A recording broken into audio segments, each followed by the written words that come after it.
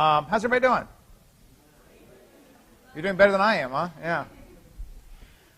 Okay, so we are moving our way through protein structure, and one of the things I wanted to say something about was there's a couple things about amino acids I didn't finish saying something about, so I'd like to make sure that you're aware of them. There's some terms that I use, and they involve some calculations as well. So one is the term PI.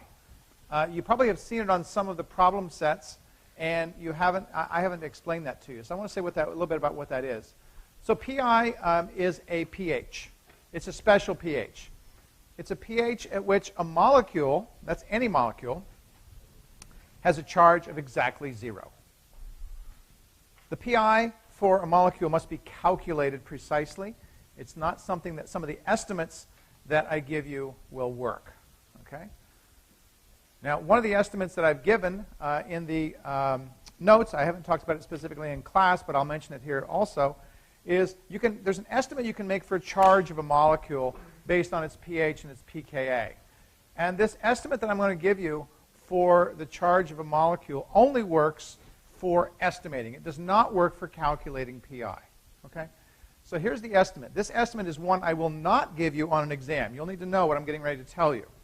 I give you the formulas, I give you various things, but I'm not going to give you what I'm getting ready to tell you. And that is that to estimate the charge of a molecule, if the pH is 1 or more units above the pKa of the molecule, or of a given group, if we have a molecule that has more than one, if the pH is more than 1 unit above the pKa of the group, then the proton is off.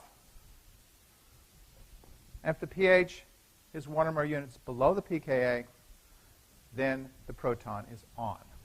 And that's good for estimating charge. And we'll use that frequently.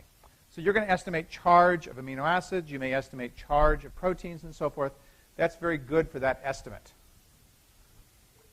It's not good for calculating PI.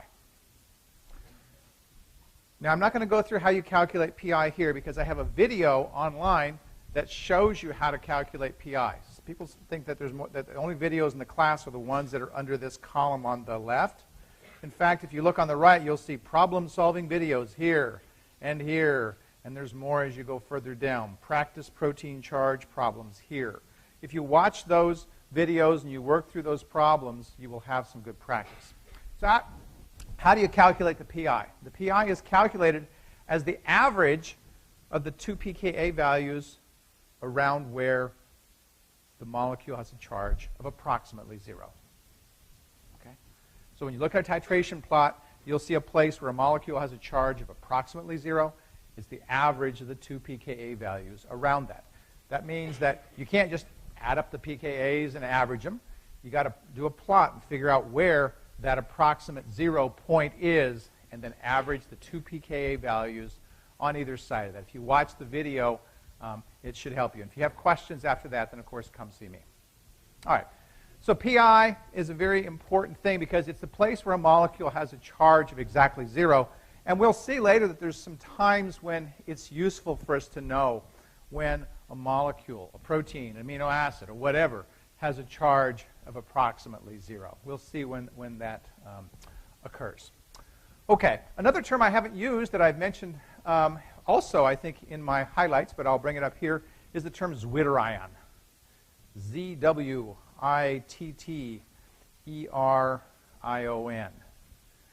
You can bet if I spell it for you that its spelling must be important. Okay? Zwitterion is a molecule whose charge is 0. Right? So you might say, oh, it's the same thing as PI. No, PI is a pH at which a molecule has a charge of 0. A zwitterion is a molecule whose charge is 0. Okay, two different things. Okay, excuse me.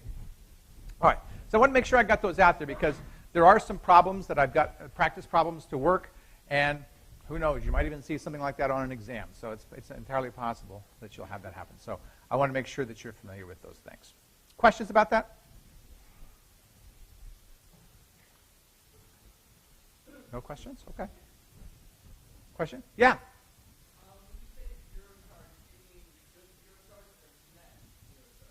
Same thing.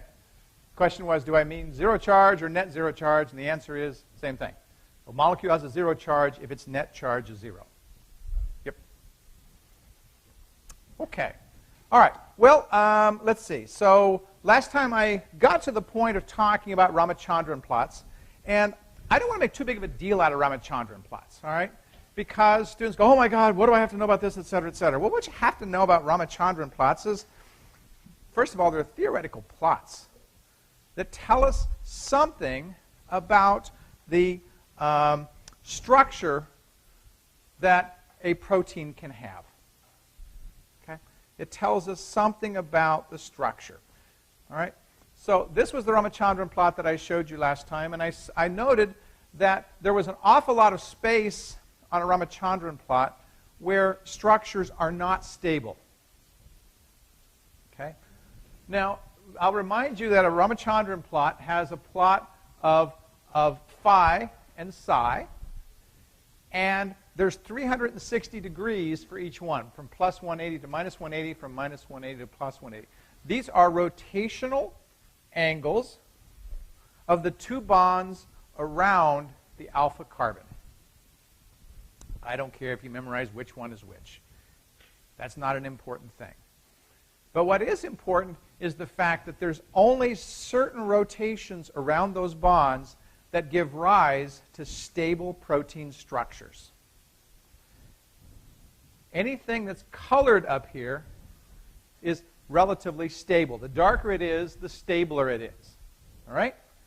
And the whites are basically regions of rotation around those bonds that are not stable. Okay? Now we're going to see in just a little bit that some of those rotations correspond to very specific structures that are commonly found inside of proteins. Commonly found inside of proteins. Well, that's kind of nice to know, that a theoretical plot matches up with what proteins actually have. And that not only that, but we see commonality. We see these structures over and over and over inside of proteins. And we're going to talk something about that. So that's the sort of gist of a Ramachandran plot. You're not going to draw a Ramachandran plot. Okay? You're not going to interpret a Ramachandran plot. But you should know something about what a Ramachandran plot tells you. Okay. Well, I've just finished talking about what I've been discussing so far, which is primary structure. I'll remind you that primary structure was the sequence of amino acids within a protein. And I said that the sequence of amino acids in a protein determined everything, ultimately, about the protein. Okay? Well, we're going to turn our attention now from primary structure to secondary structure. And as we go higher levels of structure, we start thinking about interactions between amino acids that are further and further away. Primary structure was the sequence, and the sequence related to the immediately adjacent amino acid. This amino acid, this amino acid, this amino acid in a protein. Okay? There's no distance. It's immediate. The very next one is the one that matters, right? Well, the secondary structure, we expand that view out to about 10 amino acids. Okay? So secondary structure, I'm going to give you a definition here. Secondary structure is a regular, repeating structure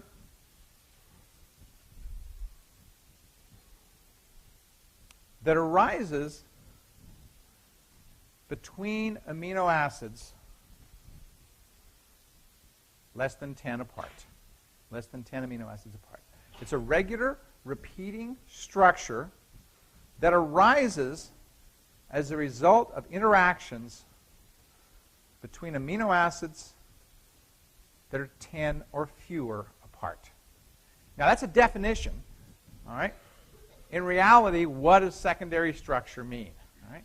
Well, for our purposes, we're going to talk about two primary types of secondary structure, and we're going to see that they line up with that Ramachandran plot pretty well. The two primary types are known as alpha helices and beta strands. And these were the structures that Linus Pauling discovered and received the Nobel Prize for. It was his first Nobel Prize. The structure of a protein. Okay? Well, here are 4 depictions of an alpha helix. An alpha helix, as its name suggests, is a helix. And you see 4 different ways of portraying that helix that protein chemists frequently draw. This one I kind of like. This is called a ribbon structure. It's sort of a combination ribbon and atom structure. If it didn't have those atoms on there, we would just call it a ribbon structure. But ribbon structures are really good for giving us the shape that a structure would have.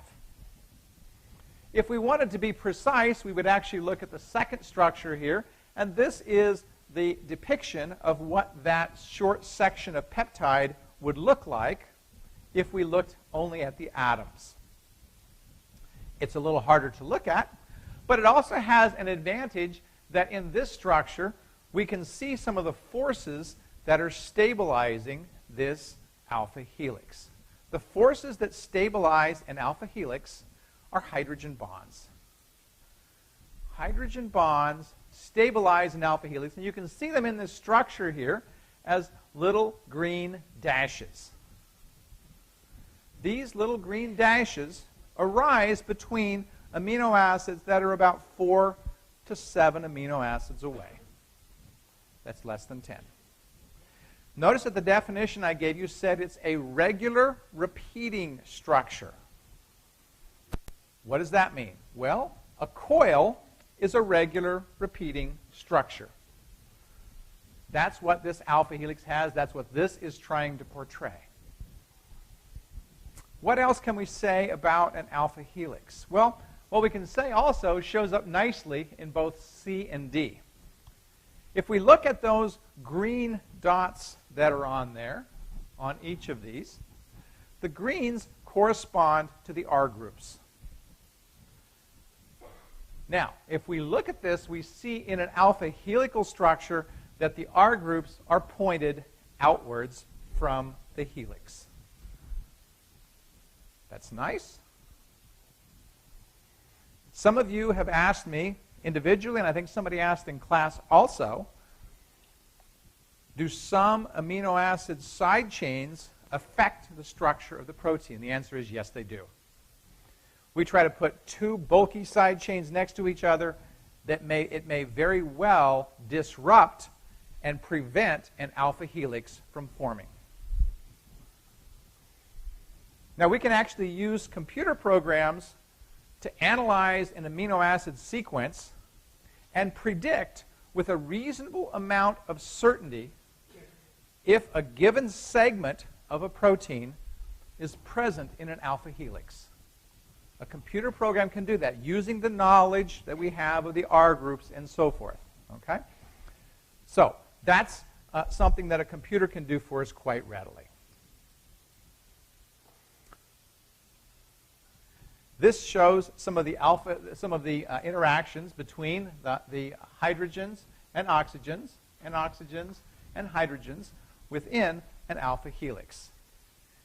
And when we twist these around in 3-dimensional space, something that looks like it's far away in primary sequence actually ends up being pretty close to each other in secondary structure. Okay?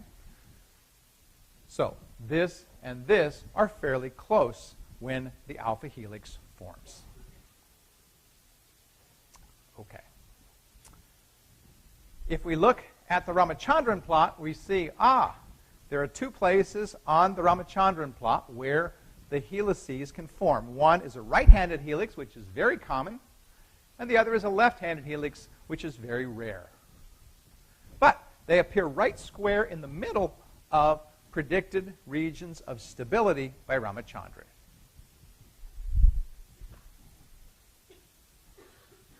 Okay. This is a nice depiction of a protein that's full of alpha helices. Okay? Now you'll notice that this alpha helix, each alpha helix doesn't just go forever. It'll have a little bend sometimes. Sometimes it'll have a bigger bend.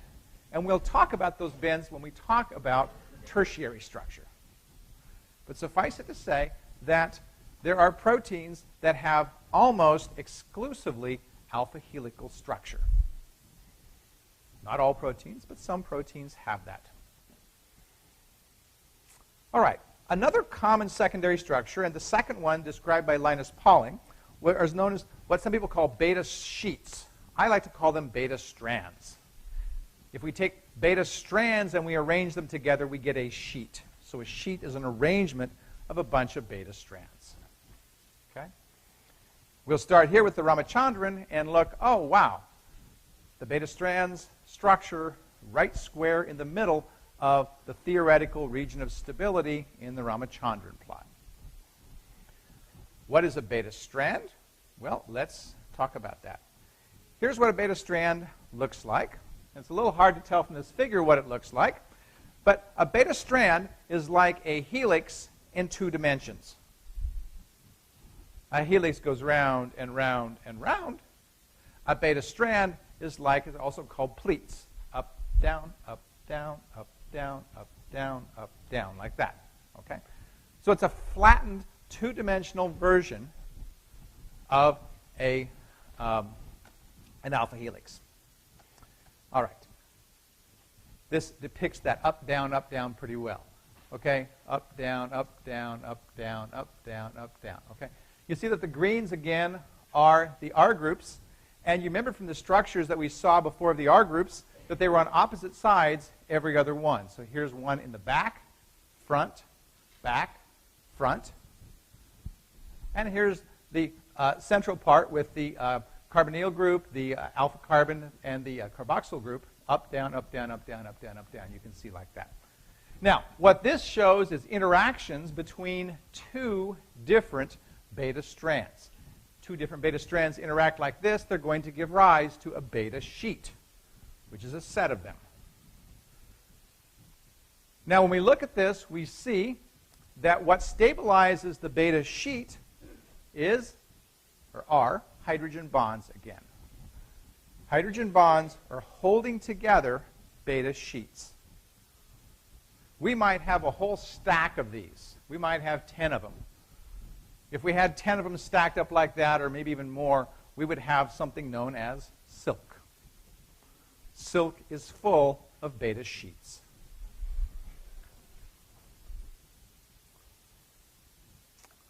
Okay. Parallel versus anti-parallel simply refers to whether the carboxyl and the amine are like this, or if the carboxyl and the amine ends are like this. These are parallel, these are anti-parallel. If this is carboxyl end, this is amino end, this is carboxyl end, this is amino end, anti-parallel, parallel. That's all it means. Okay. The overall structure, it doesn't matter if they're parallel or anti-parallel. Here is an enzyme that has a structure that has beta sheets arranged rather nicely into what we call a barrel. Okay? You can see that this barrel and the blue parts are the strands that are all oriented with respect to each other. They create a barrel, and this barrel on the inside is fairly protected from water. Barrels like this we occasionally see when enzymes need to have water or protection from water for something, or they need to have a reaction contained within a certain space, and barrels work very well for those things. Okay. Now, we've talked about, I showed you the alpha helix, and I said, well, alpha helix will go for a ways, and then we see a bend, or we see something else that sort of interrupts that. So I want to say a little bit about things that interrupt structures, specifically things that interrupt secondary structures. All right? Now, I've told you that there are some amino acids that really can cause some changes. One was, I said, things that have very bulky R groups. If you put 2 of them together, they may not fit very well, and that may cause a bend if we had an alpha helix going on, for example, or a beta strand. All right? Other things that I've said can disrupt protein structure is proline, because proline, you may remember, was the amino acid that had the R group that came back around and attached to the alpha amino group. And I said it was less flexible. Well, what you see on the screen is something that arises very commonly as a result of the appearance of proline within a polypeptide sequence. I here refers to one amino acid. I plus 1 is the next amino acid. I plus 2 is the next. I plus 3 is the next amino acid. So here's a series of 4 amino acids. And what you see on the screen is a depiction of a bend. Okay? Instead of going off in a helical nature or on a pleated nature, this bend is happening right here. And the bend is happening because something is not consistent with that regular structure that we saw for an alpha helix or something that we saw for a beta strand. As I said, most commonly bends will arise in a structure like this because of proline. Proline is not flexible. And also commonly, we will see in a structure like this glycine. Glycine, you may remember, was the amino acid that had the smallest R group. And it's glycine that allows for the most flexibility, the most options that are there. And glycine may oftentimes also be in a structure like this. Now, bends are important for us to consider when we start considering the next level of protein structure, and that's tertiary structure. So I'm leading up to getting into tertiary structure. I'm not going to talk about tertiary structure at the moment. I'm going to save that for a few minutes from now. But suffice it to say that tertiary structure really has a lot of bends in it. Yeah, question? What would make a protein an alpha helix and what would make it a beta sheet? What depicts that? Yeah. What depicts it or what amino acids would favor it? Yeah, what's the amino acid? Okay. So it's a good question. So what will tend to favor an alpha helix versus a beta strand? I think I've got a link on here. I will show you that someone's compiled a list of all the different amino acids and their tendency to be in a structure that's alpha helical or beta strand. And so there's no absolute rule, first of all. So there's no rule that says tryptophan can't be in an alpha helix, okay? Because tryptophan can be in an alpha helix. Its likelihood may be low depending upon the amino acid surrounding it. And when we start thinking about amino acids surrounding it, it's what makes our predictive abilities a little bit harder to do. So if I could say, for example, tryptophan is not in an alpha helix, you would say, okay, well, I'll mark that one off. But it can be, okay? So, but I'll show you a table that shows a preference for one versus the other, and then you'll get a bit of an idea of that. Is that okay? Okay. Yeah, another question.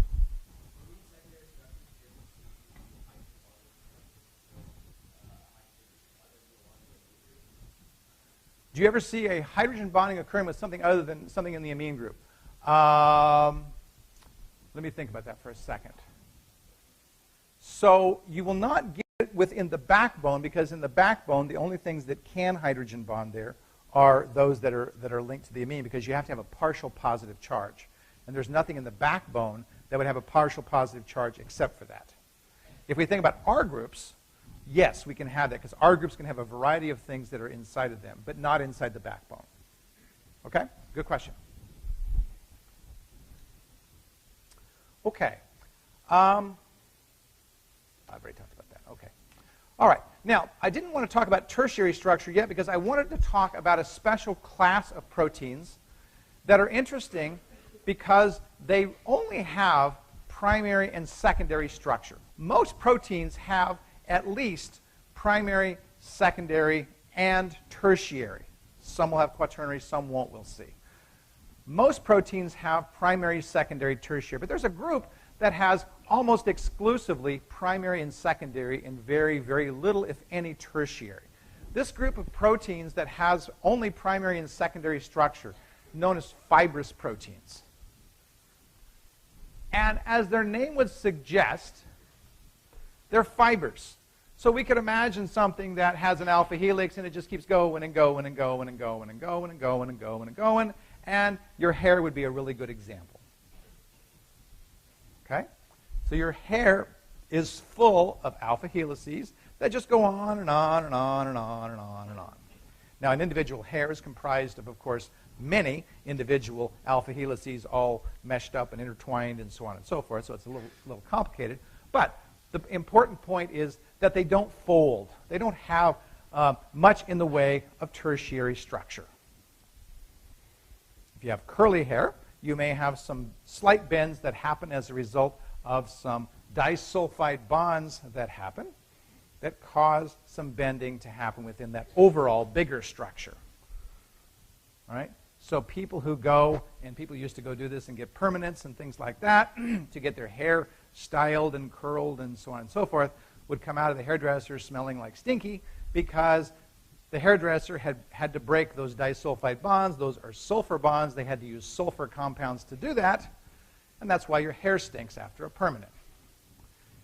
Those bonds aren't permanent, though, as you discover if you have one of those, so they will come apart, and they will go back to its original shape. So even though you get your hair curled, it doesn't stay curled forever. If you have curly hair, your hair has already assumed those structures in its most native form, and it's hard to change that. But again, that's what a permanent does. Okay, now let's, excuse me, let's look at some of these arrangements. So these are coils of coils. Here's an alpha helix, and here's an alpha helix coil with another one. We can imagine that hair might have many of these guys, many of these bundles that come together to ultimately make a hair that we can see. Okay? I'll talk about that another time. Let's talk about, oh, don't do that to me. Okay. One of the most interesting of the fibrous proteins is the most abundant protein in your body. Okay? One of the most interesting of the fibrous proteins is the most abundant protein in your body. And the most abundant protein in your body is known as collagen. Collagen is a very odd fibrous protein. I'll tell you why in a second. But it is a fibrous protein. It has very, very little tertiary structure. And it, too, is a coil of coils. It's three coils coiled together. Okay?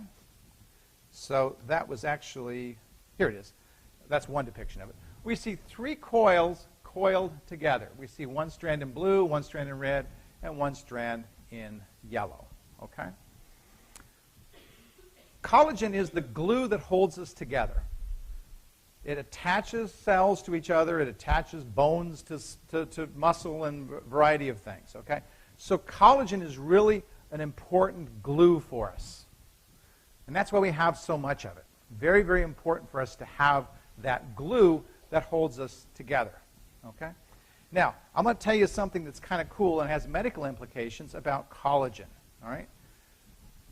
Collagen, you saw, was in fact got the wrong one again, was a coiled structure. And we could imagine that we might have one coiled structure now that bundles with another coiled structure, and we get, sort of super order of these coiled structures. It turns out that there is a reaction that occurs to modify some of the amino acids in collagen. We haven't talked about modifying amino acids. It's appropriate now we talk about that. Some amino acids in proteins get modified after they're put into a protein. They're modified after they get put into a protein. In collagen, the two most common are lysine and proline. After they're made into the collagen structure, they're modified by putting a hydroxyl group onto them. Modified by putting a hydroxyl group onto them. That reaction requires vitamin C. One of the reasons you have to have vitamin C in your body is so that you can make collagen that has those modified prolines and lysine residues there. I'm going to tell you why they're important in a second, but you need to understand what they are first. Okay? Now, you're probably sitting there before, as I'm saying this, scratching your head going, but Kevin, you said that proline disrupted. I'll tell you what's disrupting right here is the collagen. Why do I keep going back to that one? If proline is so disruptive, well, what's it doing inside of this helical structure? Well, it turns out it's everywhere in this helical structure. Okay? And what's interesting about it is wherever we see a proline, we almost always see the glycine. Pro, gly, pro.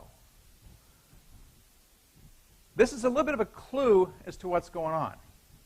Proline being very inflexible, glycine being very flexible. Put the two together, helical structure becomes possible. Very, very possible. Okay? So this is one of the reasons it's an odd fibrous protein. Now, proline, as I said, gets modified. It gets hydroxyl groups put onto it, as does lysine. And it turns out that those hydroxyl groups are reactive towards each other. Hydroxyl of a proline on this strand over here, or this bundle over here, may react with a hydroxyl on a proline on this bundle over here, and when they do that, they split out water and make a covalent bond. Covalent bonds, we remember, are very, very strong. Why is that important? Well, I'll tell you why it's important. I see several people in here with long hair. Okay? If you braid your hair, or you've braided somebody's hair, you know that you can take and you can make beautiful braids with the hair, but if you don't tie it off at the bottom with a rubber band, what happens? It will all come out, right? Okay? Well, the equivalent of the rubber band are these covalent bonds that form between these hydroxyl groups in the individual bundles or strands that I'm describing for collagen. What these bonds give to collagen is great strength. And when we talk about holding our body together as a glue, we want great strength. We don't want to fall apart. Okay? Now, I tell you that because vitamin C, I told you, was necessary to make those hydroxyl groups. If we don't have vitamin C, if we are deficient in vitamin C, we develop a condition known as scurvy. And scurvy is not something you want to experience, because what happens is you literally fall apart. Your collagen is very weak. The rubber band at the end of your hair or at the end of your collagen isn't holding stuff together. You're in bad shape. Scurvy was discovered first among the pirates who went off on long voyages with no fruits and vegetables, etc., etc., those silly pirates. And they went out as big, hunking, ugly, mean old pirates, and they came back a bunch of wimps. They fell apart. Okay? Vitamin C is important for that reaction. It's important for making a strong collagen. Okay. Questions about that? Yes? So vitamin C strengthens collagen because vitamin C is necessary for adding the hydroxyl groups to the lysine and proline residues, and those hydroxyl groups react between the individual strands to help hold them together and make them stronger. Just like if we made a braid, like for a rope, the braid is going to be stronger than individual strands will be by themselves. Make sense? I'm sorry? It's not a catalyst, no. It's a necessary substrate for the reaction. Okay, good questions. All right. So that's what I want to say about secondary structure. Let's turn our attention to tertiary structure.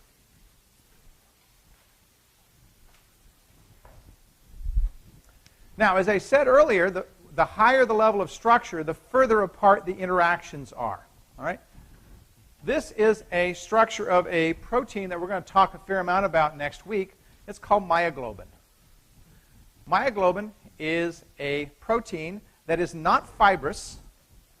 And if a protein is not fibrous, we refer to it as globular. Most proteins in nature are globular. Fibrous proteins are not very common in terms of number. They're common in terms of abundance, like we have a lot of collagen, but collagen is only one protein, right? Most proteins are globular. Well, what does it mean to say something is globular? Well, I like to just be silly and say if we were to actually look at this protein sitting on the stage right here, it would look like a glob. Okay? It would not look very regular in structure. It wouldn't have nice, pretty coils going forever and ever and ever. But it would have little coils that would go for a ways, and then we would get a bend. And now you know how bends happen. Mercedes-Benz, ha-ha. Bad joke, okay? You guys want a joke? You ready for a joke? Okay. I tell this one to my class all the time. I love this joke. It's my favorite joke in the world, all right? If you ever watch my videos, you probably have heard this joke, so if you don't give away my punchline. This is about the hitman known as Artie. How many people have ever heard the joke? A couple. Oh, okay, not too many. All right. So there's this little guy, he's a hitman, right? His name's Artie, and he decides he wants to make it big in the hitman business. So if you want to be big in anything these days, what you have to do is you have to advertise. So he takes a little business card, and he puts on there, we'll kill somebody for cheap, right? And he posts it all over his neighborhood, right? And so he's sitting at home one night, and he gets this phone call. And somebody's gotten his business card, and they call up and say, hello, are you Artie? And he goes, yes, yes. He said, well, he says, I've got somebody I'd like you to kill. He says, okay. And he says, but how much do you charge? He said, well, I'm just getting started. He said, I'll do it for $1. This guy says, okay, yeah. So Artie says, who do you want me to kill? He says, well, I want you to kill my wife. Okay? It's always the wife, right? It could be the wife wants to kill the husband. Doesn't matter, okay? I want you to kill my spouse, all right? I want you to kill my spouse. All right, well, I can do that. Well, is any way you'd like me to kill them or anything? And he says, yeah. He said, I'd like you to strangle them. I said, okay. He writes this all down. He said, and where might I find them? Well, my spouse is down at the grocery store right now. Could you go down and do that? Artie says, sure, why not? So Artie goes trucking down to the grocery store, and he looks, and he sees in the grocery store, he sees this person that meets the description. Ah, my career is starting right here, right? Right here in the produce section, right? So he goes up and he grabs the spouse, and he starts strangling it and kills the spouse right there in the grocery store. Yes, he's done it, right? Oh, no. Somebody saw him, right? Somebody saw him, so he's got to do something. So he goes over, and what else is left to do? You can't have any witnesses. So he goes over and he grabs this person, and he strangles them. Whew, that was close. Oh, no. Over here, right? My lucky day, right? And I start out my career as a hitman, and I get a witness. So he goes over and he grabs this other person and strangles them right there. And he looks around, and there's nobody. Yes. So he goes running out the door, but the police catch him. And the headline in the newspapers the next day says, Artie chokes 3 for $1 at the grocery store.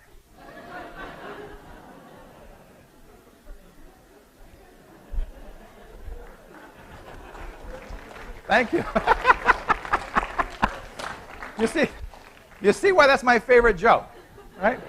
Artie chokes 3 for $1 at the grocery store. It takes a while to set that one up, but it's a good joke.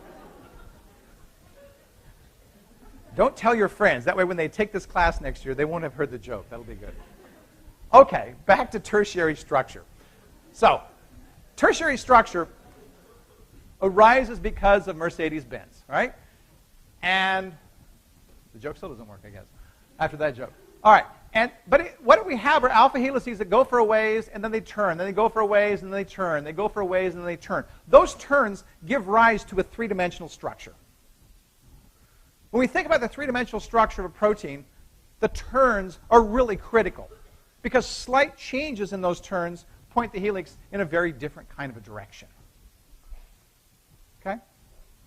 Well, what matters is the overall three-dimensional nature, the three-dimensional structure of that protein. And this protein, when it's in its proper three-dimensional form, carries oxygen. That little thing right here is known as a heme group that we'll talk about later that carries oxygen. Okay? So globular proteins have a three-dimensionality to them. They have more than just a fibrous nature to them. And they also have some bias when we talk about what amino acids that they have within them. Notice here, blue is charged, yellow is hydrophobic, and white is other. Blue charged, yellow hydrophobic, and white other. Blue charged, white hydrophobic, yellow Yellow hydrophobic, white other, okay? What you see on the screen for this particular globular protein is that there's a bias in the amino acids in this overall structure. Polar or charged things tend to be on the outside of the protein. Nonpolar, uncharged things tend to be on the inside of the protein. That makes really good sense. Most proteins are dissolved in water in the cell. And for them to dissolve in water, you want to have the polar and charged groups interacting with water. And the things that don't like water will fold unto themselves and avoid the water. There's no water on the inside of this protein because these hydrophobic groups have squeezed it out. They've squeezed it out. Okay? Not all proteins are dissolved in water. We'll see some exceptions later. And when we see those exceptions, we'll see that they're reflected also in the location of amino acids within them. Okay. In fact, I said later, here's one right here. Here's one called porin. Porin is a protein that is found in membranes of cells. Membranes of cells are fairly nonpolar. So we see on the outside of this guy, the part that's interacting with the membrane, it's fairly nonpolar. On the inside, porin, what it does is it allows water to pass through it. It's a pore. All right?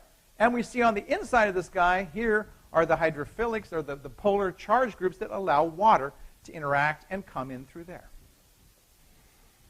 These last two figures I've shown you are probably the best examples I can give you of structure and function. Okay? Now, I did bring up a song, so I think we'll finish today with a song, and then we will talk more about this next time. Another easy song to sing is called "O Little Protein Molecule." O little protein molecule, you're lovely and serene, with 20 Zwitter ions like cysteine and alanine. Your secondary structure has pitches and repeats, arranged in alpha helices and beta pleated sheets.